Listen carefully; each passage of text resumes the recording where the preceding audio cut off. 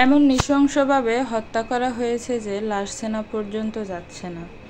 তবে যে হাতের টুকরা ছিল সেটা ডিএনএ টেস্টে এটা নিশ্চিত করা হয়েছে যে এটাই ফুতুল। শান পুলিশ স্টেশনে বসে আছে। তার ঠিক পাশে তার দিকে তাকিয়ে আছে দুই জোড়া রক্তলাল চোখ পুতুলের বাবা মায়ের। যে শ্বশুর শাশুড়ি শানকে মাথায় তুলে রাখত, বলতো তাদের গরিব ঘরে রাজপুত্র জামাই হয়ে এসেছে, সেই দুইজন লোকই আজ খবর পেয়ে এসে শানকে জোরে থাপ্পড় দিয়েছে। অন্ধত্বের অভিনয় করা শানের চুপচাপ সব সহ্য করা ছাড়া আর কোনো উপায় ছিল না। কিছু সময় আগের কথা, সকালে পুতুলের লাশের এমন বিভৎস অবস্থা দেখে শানের মাথা যেন কাজ করছিল না। কি থেকে কি হয়ে গেল, আর সে কিচ্ছু ঠিক পেল না। ঘরেই তো এসব হয়েছে। শানের ঘুম খুব পাতলা, তবে আজ সে কেন কিছুই ঠিক পেল না সেটা নিয়ে বিস্ময় তার মনে। ঘরের ভিতরেই তো পুতুলকে এমনভাবে জবাই করা হয়েছে, আর সে কিনা বেলকনিতে থেকেও কিছু করতে পারল না। নিজেকে অপরাধী মনে হচ্ছে শানের। হাজার হোক বিশ্বাসঘাতক, কিন্তু তার স্ত্রী ছিল। একসময় তাকে নিজের চেয়েও বেশি ভালোবেসেছিল শান, কিন্তু আজ তার কাছে থেকেও সে তাকে রক্ষা করতে পারল না। শানের মনে হচ্ছিল রাতে পুতুলের বলা শেষ কথা, একদিন সে পুতুলকে মিস করবে, সেই অসতী স্পর্শ মিস করবে। কিন্তু ব্যাপারটা এত তাড়াতাড়ি হবে সেটা ভাবতে পারেনি শান। দরজা খুলে দেওয়ার সাথে সাথে পুলিশ প্রবেশ করলো আগে, পিছনে মিথিলা। তার চোখে মুখে ভয় কষ্ট। পুলিশ ভিতরে সব কিছু যাচাই করার পর শানকে ধরে এনেছে। মিথিলাও এসেছে শানের সাথে। সে সকাল থেকেই মাঝে মাঝে ফুপাচ্ছে। মিথিলা তো আর জানতো না শান বিবাহিত, তার স্ত্রীও আছে। তবে এরকম পরিস্থিতিতে জানবে সেটা কল্পনাও করতে পারেনি। যে মিথিলা মামির ভয়ে বাইরে বেরোতই পুতুলের বাবা মাকে খবর দিলে তারা এসে থানায় পৌঁছেছে। এসে শানকে মেয়ের খুনি বলে থাপ্পড়ও মেরেছে। সবাই ধারণা করছে সেই খুনি। শান মাথা নিচু করে বসে আছে। সে কোনো হিসাবই মেলাতে পারছে না। মিথিলাও একটু দূরে দাঁড়িয়ে আছে। সে আজ যেন খুব অসহায়। শানের মা বাবাকেও খবর দেওয়া হয়েছে। তখনই থানায় আসলো শানের অফিসের বস। তাকে অনেকেই চিনেন। তাকে দেখে অনেক পুলিশ অফিসাররাই এগিয়ে আসলো। সে এসে শানের পাশে দাঁড়িয়ে বলল, শানকে কেন গ্রেপ্তার করা হয়েছে? স্যার, তার স্ত্রীর লাশ কাটা অবস্থায় তার সাথে বাসায় পাওয়া গেছে, তাই তাকে প্রাথমিক পর্যায়ের সন্দেহের আওতায় আনা হয়েছে। আচ্ছা অফিসার, আপনি জানেন শান অন্ধ, আর অন্ধ মানুষ কীভাবে এভাবে সূক্ষ্মভাবে লাশ কাটতে পারে? আর দ্বিতীয় প্রশ্ন, সে লাশ কেটে আগুন লাগিয়ে নিজেই বসে থাকবে কেন? লাশ গায়েব করতো অথবা নিজে পালিয়ে যেত? স্যার, আপনার কথায় যুক্তি আছে, কিন্তু তিনি তো চুপ আছেন। শান, বলো কাল রাতে থেকে কি হয়েছে? শান তার বসের কথা শুনে এবার বলা শুরু করলো কাল অফিস থেকে আসার পর কি কি হয়েছে সেই কাহিনী প্রসঙ্গে। সব শুনে অফিসার বলল, আপনার জবানবন্দি রাখলাম আমরা, তবে আপনাকে ছাড়া যাচ্ছে না এখনই। শানের স্যার বলল, আচ্ছা, তোমার কি কারো উপর সন্দেহ হয়? শান সবাইকে অবাক করে দিয়ে বলল, হ্যাঁ, আছে সন্দেহ আমার। মিথিলা এসব শুনছিল। এতক্ষণে সে চোখ বড় বড় করে তাকিয়ে আছে। তাহলে শান তার স্ত্রীর খুনিকে চেনে? কে সে শান? তার নাম সাব্বির। আমি তার কথা পুতুলের অফিসে গিয়ে জেনেছি। পুতুলের অফিসের এক কলিগ তাকেই জিজ্ঞেস করতে পারেন। আমি বিদেশ থাকাকালে তার সাথে পুতুলের সম্পর্ক হয়। 2 দিন আগে তাকে পুলিশ গ্রেপ্তার করে মাদকদ্রব্য চোরাচালানের অভিযোগে। আমি শুনেছি তার সাথে আমার স্ত্রীর ঝগড়া, কিন্তু অন্ধ মানুষ হয়ে কি করার আছে আমার নিরুপায় হয়ে থাকা ছাড়া? পুতুলের মা বাবা ওইদিকে আরও রেগে গেল। আমার মেয়েকে মেরে এখন তার নামে বদনাম দিচ্ছিস? এর মধ্যে শানের মা বাবাও হন্তদন্ত হয়ে প্রবেশ করলো। শানের মা শানকে দেখে জড়িয়ে ধরল। পুলিশ তাদের থামালো। সবাইকে বাইরে যাওয়ার নির্দেশ দেওয়া হলো।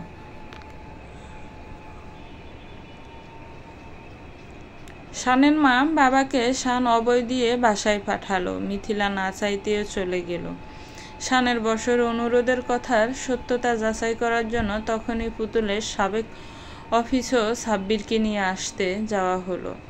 পুতুলের অফিসে সেই কলিগ এসে শানকে চিনতে পেরে বলল ইনি এসেছিলেন, আর পুতুলের সাথে সাব্বিরের কথাও বলল। এবার সাব্বিরের আসার অপেক্ষা। পুলিশ তাকে খুঁজতে বেরিয়েছে। তখনই থানায় ডিআইজি সাহেব আসলেন। তিনিও শানের বসকে চিনতেন। তারা কথা বলাকালেই শানের বস তাকে পরিচয় করিয়ে দিল ডিআইজি সাহেবের সাথে। কি তুমি সেই আরজে শান? ডিআইজি সাহেব শানের পরিচয় শুনে বললেন, তুমি জানো আমার পুরো পরিবার তোমার শো দেখে। কিন্তু এসব কি হলো বাবা? সব শোনার পর তিনি বললেন, কিন্তু তুমি সে সময় ঘরে উপস্থিত ছিলে, আর একজন মানুষকে এতটা যন্ত্রণা দিয়ে মারলে চিৎকার তো করবে, সেটাও তুমি শোনোনি? শান বলল সে ঘুমিয়েছিল, আর আশ্চর্যজনকভাবে তার একটু ঘুমও ভাঙেনি, যদিও তার ঘুম পাতলা। এরই মধ্যে পুলিশ এসে জানিয়েছে সাব্বিরকে কোথাও পাওয়া যাচ্ছে না, আর তার মোবাইলও বন্ধ। সাব্বির গতকালই জামিন নিয়েছে, আর জামিনের শর্ত মোতাবেক তার সব সময় শহরের মধ্যে এবং যোগাযোগের আওতায় থাকার কথা ছিল, সে কথা ভঙ্গ করেছে। আবার পুলিশ এটাও বের করলো যে সাব্বিরকে যেদিন হাতে নাতে ধরা হয়েছিল সেদিন সিসিটিভি ক্যামেরায় পুতুলকে তার কাছে যেতে দেখা গেছে, এবং তার হাতে সেই ব্যাগ ছিল যেটা ড্রাগস পাওয়া গেছে। সাব্বিরের পুতুলকে মারার কারণও পরিষ্কার হয়ে গেল। সবার কাছে সবকিছু শোনার পর শানের উপর থেকে অনেকটাই সন্দেহ সরে সাব্বিরের উপর পড়েছে। শানের বস বলল, শানকে কি জামিন দেওয়া যাবে এখনই? ডিআইজি সাহেব প্রথমে শানের অন্ধত্ব দেখেই ভেবে নিয়েছিল শানের মতো একজন চোখে না দেখতে পাওয়া লোকের এরকমভাবে মারতে পারার কথা নয়। তারপরও ফরমালিটি পূরণ করে জামিনের ব্যবস্থা করা হলো শানের। বাড়িতে পৌঁছতে অনেক সময় লেগে গেল শানের। আসার সময় পুতুলের মা বাবাকে থানায় বসে থাকতেই দেখেছে সে। শানের বস শানকে বাড়ি নিয়ে দিয়ে গেল। রাত প্রায় 10টা বেজে গেছে। বসকে বিদায় দিয়ে লাঠির সাহায্যে সদর দরজার কাছে গিয়ে খুলতে ভিতরে যা দেখল তাতে শানের চোখ ছানাবড়া। এ কি দেখছে সে? বাসার দরজা খুলে দেখে শানের মাকে মিথিলা 2 হাতে আগলে নিয়ে বসেছে। শানের বাবা পাশে থেকে বাতাস করছে।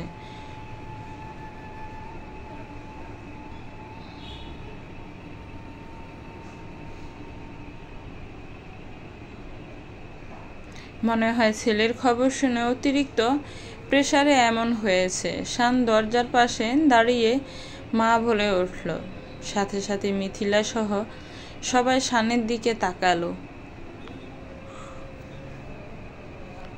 শান বুঝলো ব্যাপারটা। সে লাঠি দিয়ে বলল, মা বাবা কই তোমরা? দেখো আমি এসেছি। শানের মা ছেলের আওয়াজ শুনে ছুটে এসে শানকে জড়িয়ে ধরল। বাবা তুই এসেছিস? আমি তো মনে করেছিলাম। মা শান্ত হও, আমার কিছু হবে না। বাবা কোথায় তুমি? মা এমন করছে কেন? আর বলিস না, তোর জন্য কেঁদে কেটে একাকার, মাথা ঘুরে পড়েই গেছিল। এই মেয়েটি না থাকলে কি যে হতো। শান মিথিলাকে দেখেও না দেখার ভান করে বলল, কোন মেয়েটি? মিথিলা পাশের বাসায় থাকে। তোর সব কথা বললাম। পুতুলের তোর উপর আমাদের উপর করা ব্যবহারের কথা। শান এত সময় মাকে জড়িয়ে ধরে ভাবছে মিথিলা সব জেনেও তার বাসায় আছে। সে বিবাহিত জানার পরও। শানের মাকে সে সোফায় বসালে তার মা জিজ্ঞেস করলো, বাবা তোকে ছাড়লো কিভাবে? শান তখন সব কথাই বলল। সে সাব্বিরের কথা বলেছে। পুতুল কতদিন থেকে অফিস যায় না, সব সাব্বিরের সাথে তার মেলামেশা সব শুনে শানের মা চোখ লাল হয়ে গেছে। বাবা আমি আগেই সন্দেহ করেছিলাম এই কালনাগিনীকে। এতদিন আমাদের মিথ্যা বলেছে অফিসে যাওয়া নিয়ে। শানের মা ওর ব্যাপারে আর বলো না। সব তো বুঝাই যাচ্ছে যে ওই সাব্বির ওকে মেরে ফালিয়েছে। মিথিলা এক নাগাড়ে তাকিয়ে আছে শানের দিকে। হয়তো তার ভালোবাসার মানুষটা কত কষ্টে আছে সেটাই দেখছে। মা একটু বসো, আমি রুম থেকে ফ্রেশ হয়ে আসি। বাবা, রুমে তো সিল করে দিয়ে গেছে পুলিশরা, ওইখানে ঢুকা যাবে না, আমাদের রুমে যা। ও চল তোকে দেখিয়ে দেই। আমাদের রুম তো চিনবি না না দেখলে। না আন্টি, আমি নিয়ে যাচ্ছি। মিথিলা উঠে বলল। শানের মা বাবার মিথিলাকে খুব পছন্দ হয়েছে। পিচ্ছি মেয়ে একটা, কিন্তু চোখে মুখে কি মায়া। শানের মায়ের বারবার মনে হচ্ছে, যদি ফুতুলের আগে এই মেয়েটি পেতাম, শান কি করবে। সে তো বলতেও পারছে না যে সে দেখতে পায়। অগত্যা মিথিলা শানকে ধরে নিয়ে গেল। রুমে নিয়ে গেলে শান জিজ্ঞেস করলো, তুমি এখানে কেন মিথিলা? যাকে ভালোবাসি তার অসময়ে এগিয়ে আসবো না? এরপরও বলছো ভালোবাসো? এত কিছু হওয়ার পরও? আমি বিবাহিত মিথিলা, এজন্যই তোমাকে মেনে নিইনি। আমার কিচ্ছু যায় আসে না। আমি আপনাকে ভালোবাসি। যদি আপনি আপনার বউকে ভালোবাসতেন আমি নিজে সরে যেতাম, কিন্তু এখন তো সে নেই। আর তার প্রতিও আপনার ভালোবাসা থাকার কথা নয়, কারণ দিনের পর দিন সে আপনাকে ঠকিয়েছে। তোমার কি একটু সন্দেহ হচ্ছে না যদি আমি নিজেই খুন করি? মিথিলা শানের কথা একটু চমকে উঠল। শান জবাবে মুচকি হাসল। মিথিলা আরও কিছু বলবে, তখনই শানের বাটনওয়ালা ছোট মোবাইল ফোনটা ভেজে উঠল। শান ফোন ধরে কানের কাছে নিল। হ্যালো। হ্যাঁ বলুন অফিসার। কি, আরেকজনের লাশ পাওয়া গেছে? কার? জবাবে কি বলল ওপাশ থেকে শোনা গেল না, কিন্তু শানের হাত থেকে ফোনটা পড়ে গেল। মিথিলাও পাশে অবাক হয়ে দাঁড়িয়ে। আবার তখনই রুমে যারা প্রবেশ করলো তাদের দেখে শান মিথিলা দুজনেই চমকে উঠল। বিহায়া মেয়ে, বাড়িঘর ছেড়ে এখানে পড়ে আসিস? মিথিলার মামির কর্কশ আওয়াজে ঘর কেঁপে উঠল, সাথে মিথিলাও। শান দেখলেও কিছু বলতে পারছে না। মামি। চুপ কর হতচ্ছাড়ি, তোর বাপ মাকে খেয়েছিস, এবার আমাদের মান সম্মান ডুবাতে উঠে পড়ে লেগেছিস। আহা শান্ত হ, বাসায় যাই, তারপর না হয় বলবো। মিথিলার মামা একটু শান্ত করার জন্য কথাটা বলল তার মামিকে। তুমি চুপ থাকো, তোমার আশকারাতেই আজ এই অবস্থা। শানের মা বাবাও তত সময়ে চলে এসেছেন। দেখুন, আপনারা ভুল ভাবছেন। আজ কি হলো সেটা তো শুনেছেনই। শানের মা রাস্তায় অসুস্থ হয়ে পড়েছিল, তাই মিথিলা বাসায় এসেছে। শানের বাবা মিথিলার মামিকে বুঝাতে চেষ্টা করলো, কিন্তু মনে হয় না কাজ হলো তেমন একটা। মিথিলার মামি মিথিলার হাত ধরে জোরে টেনে নিয়ে যাচ্ছে আর বলছে, চল, তোর সব পাকনা আজ কেটে দিব আমি। মিথিলা চোখের জল ফেলছে। যাওয়ার সময় একবার শানের দিকে অসহায় চোখে তাকিয়ে চলে গেল। শানের মনে একটু খারাপ লাগলো, মেয়েটা তার জন্যই এত কিছু করলো, আর বিনিময়ে সে তাকে কিছুই দিতে পারল না, তার হয়ে একটা কথাও বলতে পারল না। কিন্তু এখন শানের মাথায় অন্য কিছু চলছে। নিচের দিকে তাকিয়ে পড়ে থাকা ফোনটা দেখতে সেটা আবার মাথায় আসলো। পুলিশ স্টেশনে বসে আছে শান, তার পাশে তার বসও আছে আর পুলিশ অফিসাররা। তাদের সামনে একটা লাশ শোয়ানো আছে, সেদিকে হতভম্ব হয়ে তাকিয়ে আছে শান। কিছুক্ষণ আগে পুলিশ তাকে ফোন করে একটা লাশ পাওয়ার কথা বলেছিল। লাশটা আর কারো নয়, সাব্বিরের। তাকে মাথায় অনেক ভারী কিছু দিয়ে আঘাত করে মারা হয়েছে। খবরটা শুনে শানের মাথায় 404 ভোল্টের শক লেগেছিল। সাব্বিরকে কে মারবে? শানের বসের কথায় শানসহ সব পুলিশ অফিসার তার দিকে তাকালো। না মানে আমি বলছি যে এত সময় তো আমরা সন্দেহ করছিলাম সাব্বিরই ফুতুলকে মেরে পালিয়েছে। তাহলে? শান অন্ধের ভাব করে মাথা নিচু করে আছে, এমন মনে হয় সন্দেহ আবার তার দিকেই গেল। কি থেকে কি হচ্ছে সে কিছুই বুঝতেছে না। ডিএজি সাহেব বলল, শান তুমি টেনশন করো না, আগে লাশের পোস্টমর্টম হোক, তারপর না হয় দেখা যাবে। এই ছোট্ট শব্দটি ছাড়া কিচ্ছু বেরোল না শানের মুখ দিয়ে। সেই দিন রাতটা অনেক কষ্টে পার হয়েছে শানের।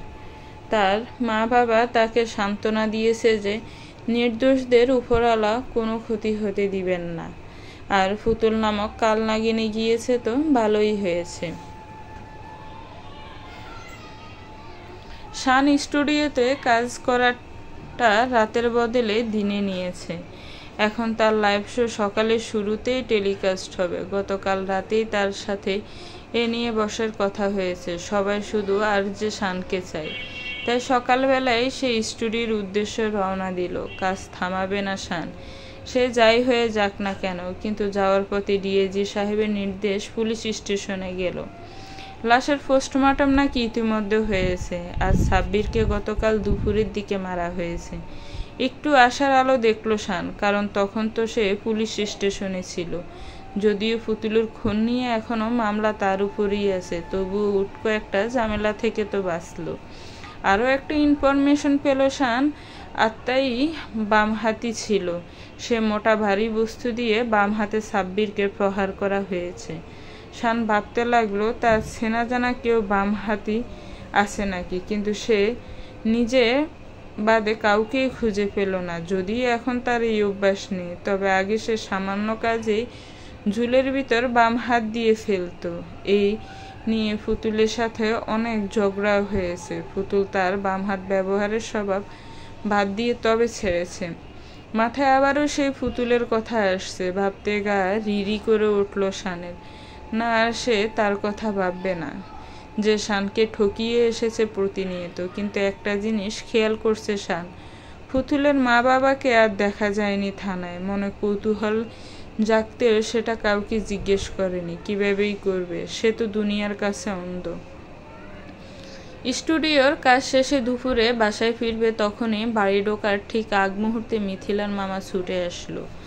বাবা, আমার ভাগ্নিটাকে বাঁচাও বাবা, আমার মিথিলাকে বাঁচাও। কেন, কি হয়েছে মিথিলার? আঙ্কেল এমন করছেন কেন? বাবা শান, মিথিলা কি হয়েছে আঙ্কেল? কি হয়েছে মিথিলার? কাল এখান থেকে যাওয়ার পর ওর মামি ওকে মেরেছে। আমি কি অপারগ মামা? শত চাইতেও ঠেকাতে পারিনি। আজ সকাল থেকে মিথিলার জ্বর। তার মামি মানে আমার স্ত্রী তার দুঃসম্পর্কের এক ভাইয়ের ছেলেকে মিথিলার সাথে বিয়ে দেবে বলে আজ বিকেলে আসতে বলেছে, আর মিথিলাকে ঘরে বন্ধ করে রেখেছে। হয়তো কিছু সময় পর চলেও আসবে সেই ছেলে, কিন্তু ছেলেটা ভালো না বাবা, অনেক খারাপ। আঙ্কেল, তো এই ক্ষেত্রে আমি কি করতে পারি? এটা কি আপনাদের পারিবারিক ব্যাপার না? মিথিলা তার মনের সব কথা আমাকে বলে। দেখো বাবা, মেয়েটি বাচ্চা, বুঝে না এখনো অনেক কিছু। তোমাকে নিজের মনে বসিয়ে ফেলেছে বাবা। আমাকে অনেক আগেই বলেছিল,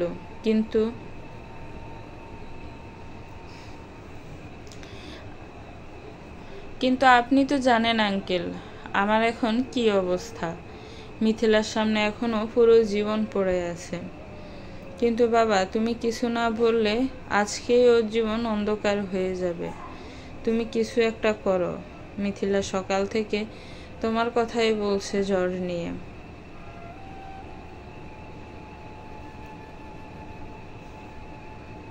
আঙ্কেল, মিথিলা বাচ্চা মেয়ে, আর আমি বিবাহিত, অন্ধ। তারপরও তখনই মিথিলার মামার ফোনে একটা কল আসলো। ফোন পকেটে রেখে সে বলল, বাবা, ছেলেটা নাকি চলে এসেছে, তুমি কিছু একটা করো। আমি তত সময় সামলাই ওদিকে। শান পড়ল মহাবিপদে। যে মেয়েটা তার পরিবারের জন্য, তার জন্য এত কিছু করলো, তাকে কিভাবে ক্ষতি হতে দেবে? কিছু একটা ভেবে ফোন বের করলো শান। শাড়ি পরিয়ে সোফায় বসিয়ে রাখা হয়েছে মিথিলাকে।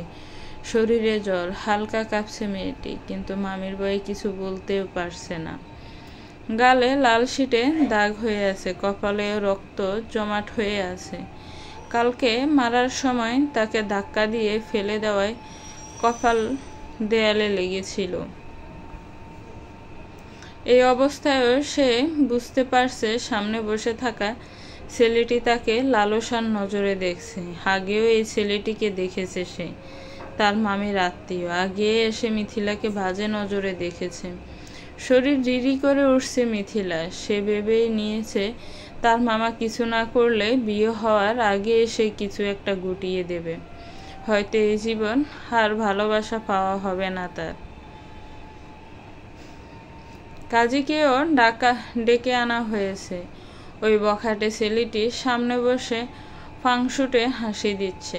কাজী সাহেব, কাজ শুরু করুন। মামির কড়া নির্দেশ। কাজী বিয়ের কাজ শুরু করার জন্য ছেলেকে মিথিলার পাশে বসতে বলল। ওই বখাটেটা মিথিলার পাশে বসতে যাবে ঠিক তখনই শান তার অফিসের বসও ডিআইজি স্যারকে নিয়ে রুমে প্রবেশ করলো। ডিআইজি স্যারের পিছনে আরও 2-3 জন পুলিশ। তারা ঢোকা মাত্রই রুমের সময় উঠে পড়ল। আপনারা এখানে? মিথিলার মামি বিরক্ত সহকারে বলল। ডিআইজি সাহেব কড়া গলায় বললেন, শান জানিয়েছে এখানে একজন প্রাপ্তবয়স্ক মেয়েকে তার ইচ্ছার বিরুদ্ধে জোর করে বিয়ে দেওয়া হচ্ছে। এত সময় মাথা নিচু করে থাকলেও শানের আসার কথা শুনে মিথিলা উপরে তাকালো। মনে 1 সেকেন্ডে অনেক সাহস সঞ্চার হয়ে গেল যেন তার। চোখে মুখে আশার আলো ফুটে উঠেছে। কি বলছেন আপনারা? শানের দিকে ক্রুদ্ধ চোখে তাকিয়ে মিথিলার মামি বলল, সেটা যাচাই করতেই আসা আমাদের। এই ছেলে, তোমার নাম কি? কি করো তুমি? ডিআইজি সাহেব বখাটেটাকে জিজ্ঞেস করলো। জি রাতুল। কি করো? জি। বাতিজার তোতলানো দেখে মিথিলার মামি বলল, এ আমার ভাইয়ের ছেলে। কেন, কি হয়েছে? কিছু না। তবে আপনার ভাগ্নিকে যে এই ছেলের সাথে বিয়ে দিচ্ছেন, মেয়ের অনুমতি আছে কি? আছে, থাকবে না কেন? আচ্ছা দেখি। ডিআইজি সাহেব মিথিলার কাছে গেল। মা, বলো তুমি এ বিয়ে করতে চাও? মিথিলা উপরের দিকে চাইল। তার মামি চোখ লাল চোখে তার দিকে তাকিয়ে ইশারা করছে হ্যাঁ বলতে, কিন্তু পাশে শানের দিকে তাকালে দেখলো শান নিচে তাকিয়ে আছে। সেই মুখের দিকে তাকিয়ে মিথিলার মনে সাহস জাগলো। হ্যাঁ স্যার, এই বখাটেটার সাথে আমাকে জোর করে বিয়ে দিচ্ছে। এর জন্য মেরেছেও আমাকে। উপরের দিকে তাকিয়ে কথা বলার সময় শাড়ি পরিহিতা মহিলার গোমটার আড়ালে মুখে অসংখ্য আঘাতের চিহ্ন দেখে ডিআইজি স্যার সহ সবাই চমকে উঠলেন। শান সব দেখেও কিছু বলতে পারছে না। আজ নাটক করার জন্য অন্যায়ের বিরুদ্ধে নিজের রুখে দাঁড়াতে পারছে না বলে নিজেরই রাগ হলো। ভালো থাকলে আজ মিথিলার সাথে বিয়ে হওয়া ছেলেটাকে দিতে 2 ঘা। ডিআইজি সাহেব সাথে সাথে অর্ডার দিলেন, নারী নির্যাতনের অপরাধে এর মামা মামিকে গ্রেফতার করো। এই ছেলেটিকেও এর মামির সাথে থানায় নাও। ভাগ্যিস মিথিলার মামাতো বোন তার নানার বাড়িতে গেছিল, না হলে সেও আজ আটক হতো। হ্যান্ডকাফ পরাতে যাবে তখনই শান তখন বলে উঠল, স্যার, এনার মামার কোনো দোষ নেই, বরং এনার মামাই আমাকে দিয়ে আপনাকে ভুলিয়েছে। মিথিলার মামি রাগী চোখে নিজের স্বামীর দিকে তাকালো, যেন চোখ দিয়ে ভস্ম বের করে দেবে। কিন্তু মিথিলার মামার আজ একটু দুঃখ নেই। সে নিজে সাহস জোগাতে না পারলেও আজ সে মৃত বোনের মেয়েটির সাথে অন্যায় হতে দেয়নি। পোড়ামুখী, এতদিন আমাদের খেয়ে পড়ে আমাদের পিঠে ছুরি ঢুকালি, বিয়ে ভেঙেছে না তোর? দেখ, আর কখনো তোর কপালে সুখ আসবে না। মিথিলার মামি নিজের রাগ সামলাতে না পেরে বলছে, ও তোমার খায়নি পড়েনি, আমার ভাগ্নি আমার খেয়েছে, আমার পড়েছে, আর বিয়ের কথা বললে সেটা এখনই হবে। মিথিলার মামার কথায় সবাই অবাকের চরম পর্যায়ে। হ্যাঁ, আজই ওর বিয়ে হবে, সেটাও শানের সাথে। মিথিলার গাল লাল হয়ে আসছে। সে আবার মাথা নিচু করে নিয়েছে। কি বলছেন আঙ্কেল? আপনার কথায় এখানে বিয়ে ঠেকাতে এসেছি, কিন্তু বিয়ে এটা করা কিভাবে সম্ভব?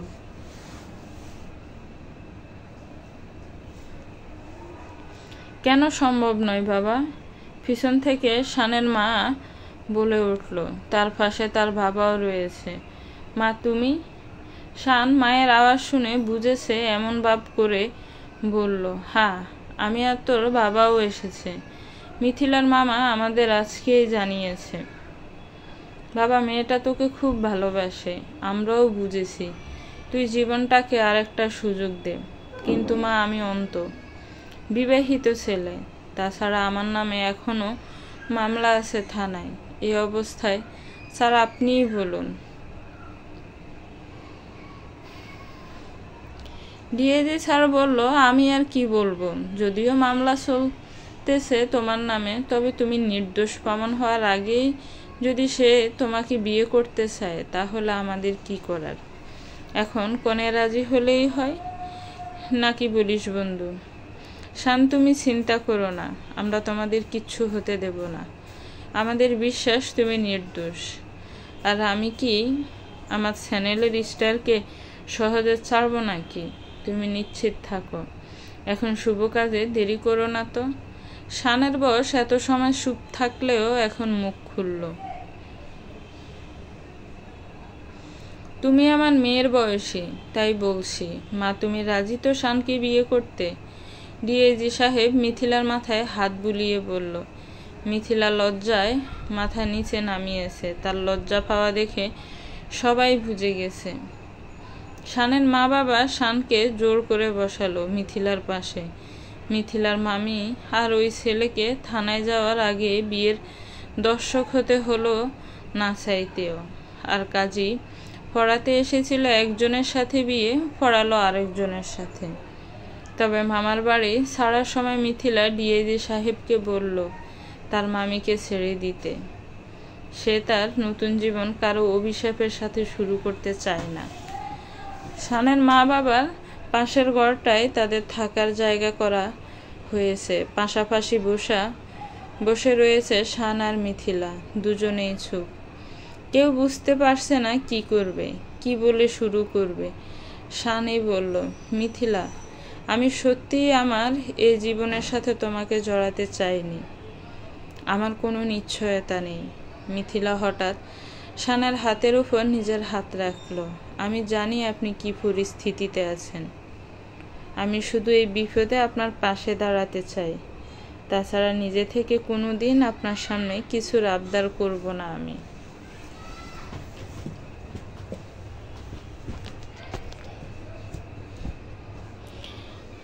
শান চশমার আড়ালে তার নববধূর দিকে তাকালো। মুখে মারের কালশিটে দাগ, কপালের লাল রক্ত জমাট বাঁধা। তারপরও যেন কি মায়াবী লাগছে মেয়েটিকে। তুমি এত ভালো কেন? একজন স্ত্রী হত্যার অভিযোগে অভিযুক্ত আসামিকে এতটা বিশ্বাস করছো এখনো? আমার আপনার উপর নিজের চেয়েও বেশি বিশ্বাস। আপনি কারো খুন করতে পারেন না, তারপরও আমার মতো বিবাহিত ছেলেকে বিয়ে করলে? তুমি আরো অনেক ভালো কিছু ডিজার্ভ করতে পারো মিথিলা। আর যাই হোক, আমার 4 বছরের ভালোবাসাকে কিভাবে হারাতাম? বিড়বিড় করে বলল মিথিলা। কি বললে? কই কিছু না তো। বলছি মিথিলা। মিথিলা কি? মিথু বলবেন। শুধুই মিথু। আজ থেকে আমি আপনার বউ, ভুলবেন না। কি আর বলবো তোমাকে? তোমার আমার মা বাবার জেদের সামনে আজ পরাস্ত হলাম। যাই হোক, আমার কিছু সময় দরকার। কিছু কথা দিচ্ছি, আমি তোমার সাথে কখনো খারাপ কিছু হতে দিব না। তোমার পাশেই থাকব। দোয়া করো যেন তোমার বিশ্বাস রাখতে পারি।